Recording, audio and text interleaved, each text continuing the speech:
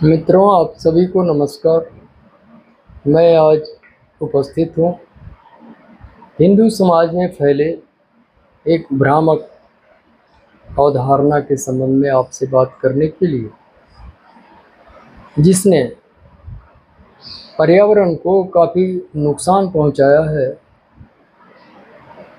संकट ये है कि प्रकृति ने जो हमें उपहार दिए हैं, विभिन्न प्रजातियाँ, सहस्त्रों वृक्ष, पेड़ पौधे, हरे भरे, और सबकी उपादेयता है, लेकिन कतिपय ऐतिहासिक कारणों से कुछ वृक्षों के बारे में भारतीय हिंदू समाज की धारणा भ्रांत है, वे दिग्भ्रमित हैं और उनके मन में कहीं न कहीं ये बैठी दिख रही है कि इन वृक्षों के मेरे घर के आसपास होने से अशुभ हो सकता है, मेरी समृद्धि में बाधा हो सकती है, किसी प्रकार का नुकसान हो सकता है,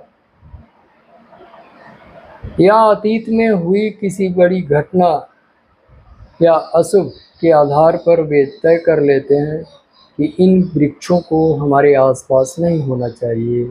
उन वृक्षों में अशोक का भी नाम है, शरीफा जो एक सुस्वादु फल है, प्रकृति की ओर से दिया गया वरदान है। गुलर एक औषधीय पौधा है जो बहुत सारी ऐसी बीमारियों में हमारे लिए काम आता है। कटहल के बारे में भी हमारे समाज में ऐसी ही धारणा है कि उसे नहीं होना चाहिए और निर्ममतापूर्वक उनका उन्मूलन कर दिया जाता है। द्वितीय दर्जे को का महत्व दिया जाता है। इनके पोषण और संरक्षण के लिए भारतीय समाज कोई प्रयास नहीं करता, इन्हीं अवधारणाओं के कारण। इस विषय पर मैं आपसे चर्चा करना चाहता हूँ। कुछ विशेष महत्व पाने वाले वृक्ष भी हमारे बीच हैं, जैसे पीपल, आम, बरगद, बिल्लो वृक्ष जैसे विशेष धार्मिक महत्व के पौधे भी हमारे बीच हैं, जो पूज्य हैं सहस्त्रों वर्षों से, सदियों से। कुछ जहरीले पौधे भी हैं हमारे आसपास जिनको हमने चिन्हित किया है, लेकिन उनकी उपादेयता है, जैसे धतूरा, जैसे कनेर जैसे पौधे हमारे आसपास हैं। आठ, जिसे अकवन के नाम से भी जानते हैं, ये हमारे आसपास होते हैं, इनसे हमें कोई परहेज नहीं होता। लेकिन ऐसी धारणाएं पर्यावरण के संरक्षण देने में बाधा पहुंचाती हैं। वृक्षों के पोषण और संरक्षण में यह विभेद नहीं होना चाहिए। मैं इसी तथ्य को आपके सामने रखना चाहता हूँ। हमारे ऋषि मुनियों ने सृष्टि को या प्रकृति को 3 चरणों में देखा, 3 आयामों में विश्लेषित किया है। उसका प्रथम आयाम है ग्रह, नक्षत्र, जो भी ये पहाड़, ये नदियाँ, ये समुद्र, सृष्टि के प्रथम चरण में रखा है। दूसरे चरण में हमारे ऋषि मुनियों ने पेड़ पौधों को रखा। ये पेड़ पौधे छोटे बड़े घास के तिनके बराबर छोटे पौधे से लेकर बड़े विशाल वृक्ष तक को रखा। सृष्टि के आयाम के तीसरे चरण में उन्होंने डाला सृष्टि पर पैदा होने वाले, धरती पर पैदा होने वाले समस्त छोटे बड़े कीट पतंगों को, हाथी, शेर, हिरण, या जलीय हों या स्थलीय हों, सभी को उन्होंने एक श्रेणी में जाना। और ये तय किया चौथा श्रेणी मनुष्य का है, जो धरती पर होने वाला पहला चेतना संपन्न और एकमात्र चेतना संपन्न जीव है।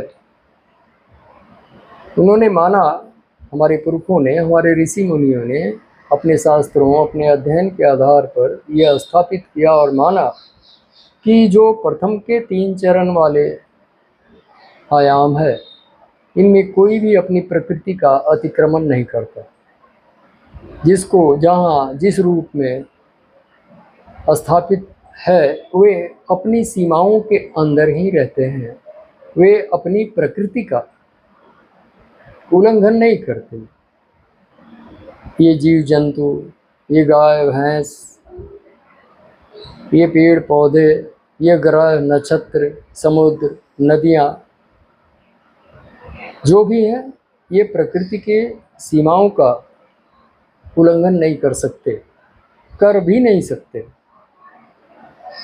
मनुष्य एक अकेला जीव है धरती पर, जो अपनी बर्बरता और अपनी आक्रामक प्रवृत्तियों के कारण प्रकृति के इन समस्त ऊपर वाले तीनों आयामों को तहस नहस नष्ट भ्रष्ट पूरी तरह से उनका उन्मूलन और विच्छेदन कर सकता है और करता आया।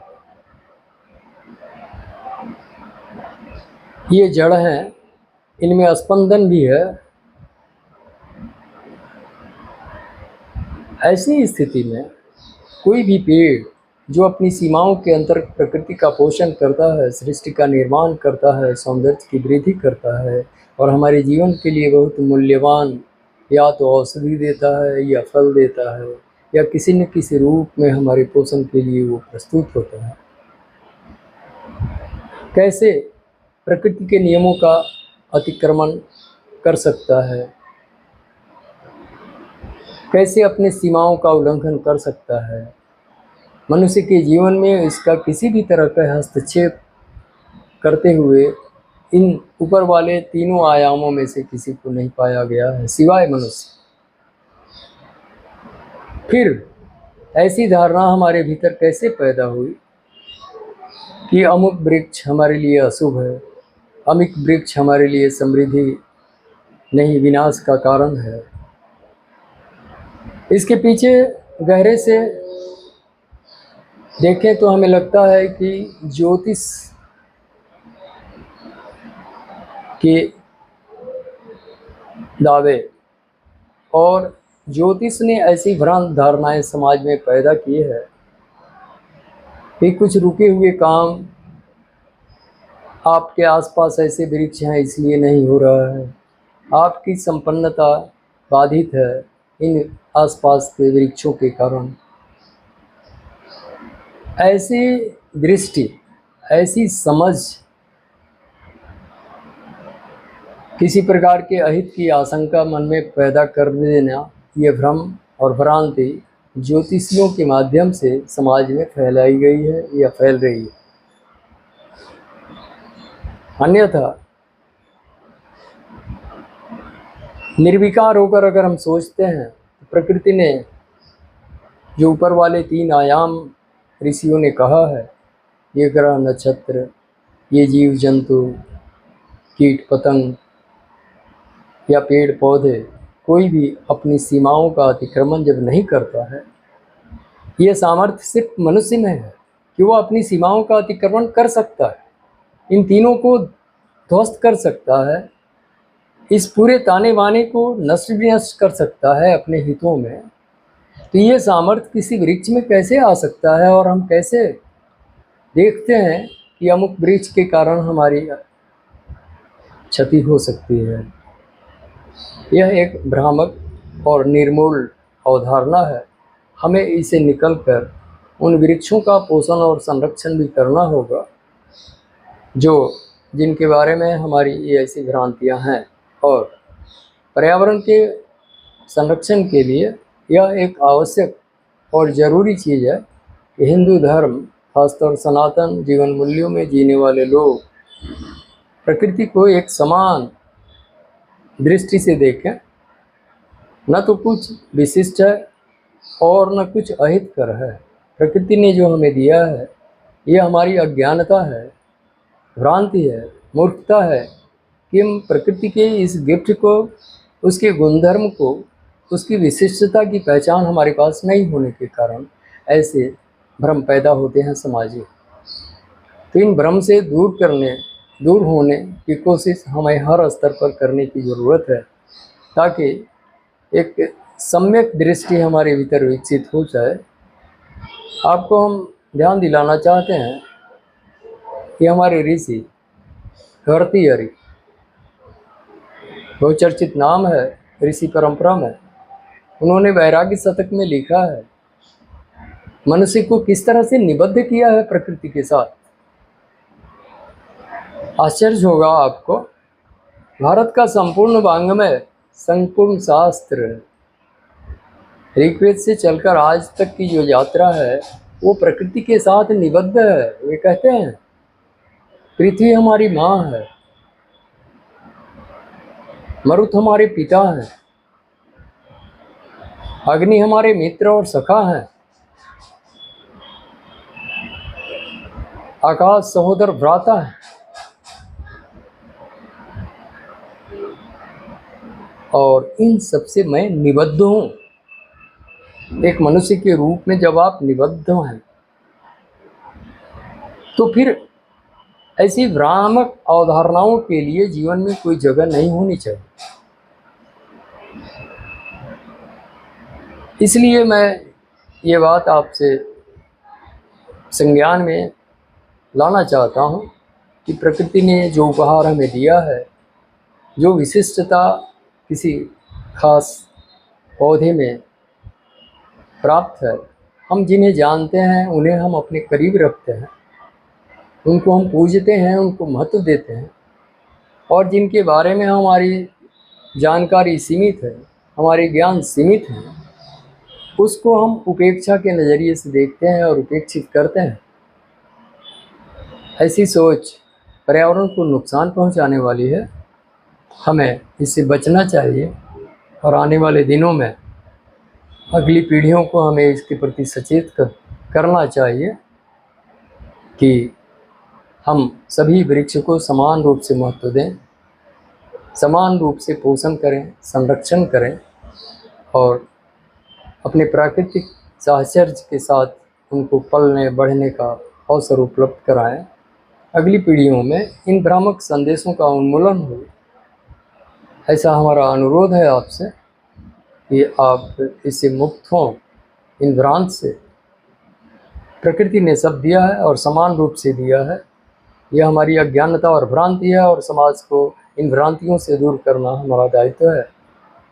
इसलिए मैं आपसे विनम्र अनुरोध करता हूँ कि ऐसी भ्रांतियों से हमें मुक्त होना चाहिए। पर्यावरण के संरक्षण में यह बड़ा अवरोध है। धन्यवाद।